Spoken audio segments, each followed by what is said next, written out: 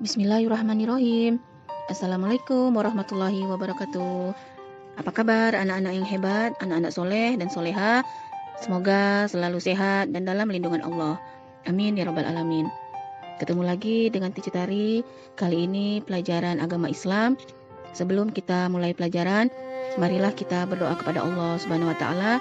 Semoga kita senantiasa diberi kemudahan dalam menimba ilmu dan juga mendapatkan ilmu yang bermanfaat dunia akhirat. Amin ya rabbal alamin. Anak-anak sekalian yang soleh dan soleha, jika di video sebelumnya teacher pernah memberikan materi tentang mengenal Allah melalui Asmaul Husna, maka materi kali ini kita akan mempelajari mengenal kitab-kitab Allah Subhanahu wa taala.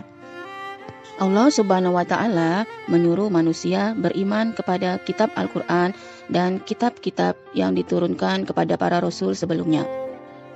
Jika kita tidak beriman atau kita tidak percaya pada kitab-kitab sebelumnya, maka termasuk orang yang sesat. Kitab Allah Subhanahu wa taala artinya adalah kumpulan firman-firman Allah Subhanahu wa taala yang diwahyukan kepada para rasulnya melalui perantara malaikat Jibril. Kitab Allah Subhanahu wa taala disebut juga kitab suci karena berisi firman Allah yang bersih tanpa campur tangan manusia. Allah Subhanahu wa taala menurunkan kitab-kitab suci kepada para rasulnya untuk dijadikan pedoman dan petunjuk bagi umat manusia.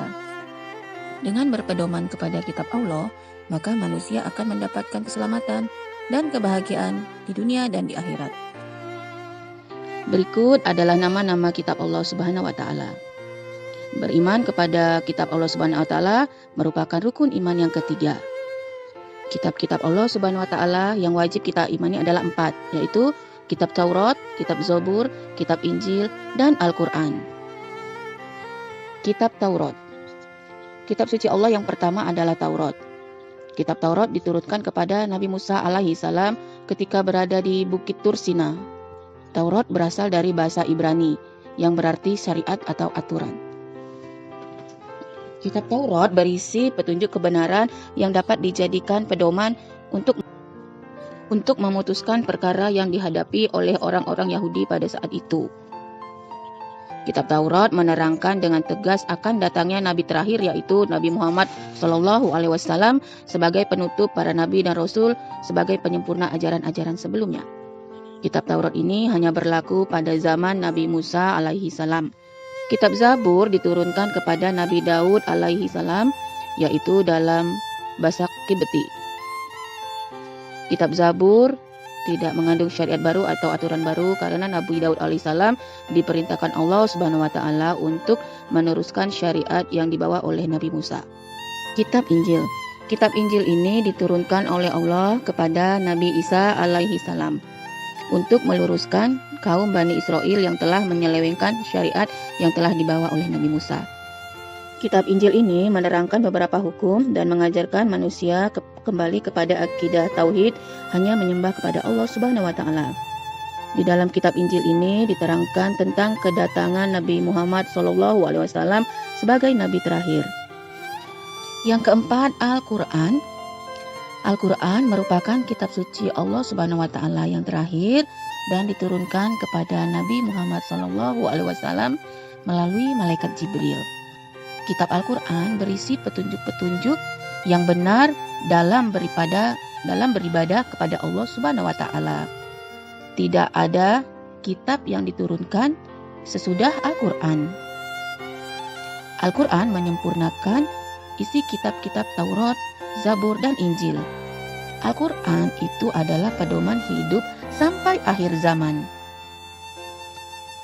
Jika ketiga kitab sebelumnya khusus untuk kaum Bani Israel, maka kitab Al-Qur'an adalah kitab yang menjadi pedoman seluruh umat manusia. Pokok-pokok isi kandungan Al-Qur'an meliputi penjelasan tentang keimanan kepada Allah Subhanahu wa taala, memuat berbagai ilmu pengetahuan, ajaran tentang akhlak, yaitu pembentukan budi pekerti yang mulia, berisi tentang ibadah, yaitu cara beribadah kepada Allah Subhanahu wa taala, berisi tentang penjelasan hukum, peraturan atau muamalah bagi kehidupan manusia di dunia meliputi syariat. Menjelaskan cerita tentang orang-orang terdahulu atau peristiwa yang akan datang, memberi kabar baik bagi orang-orang yang taat menjalankan perintah Allah Subhanahu wa taala, dan ancaman kepada orang-orang yang ingkar kepada Allah Subhanahu wa taala. Nah, anak-anak sekalian, dimanapun anak-anak soleh dan solehah berada, untuk tugasnya silakan menulis ya nama-nama kitab dan rasul penerimanya.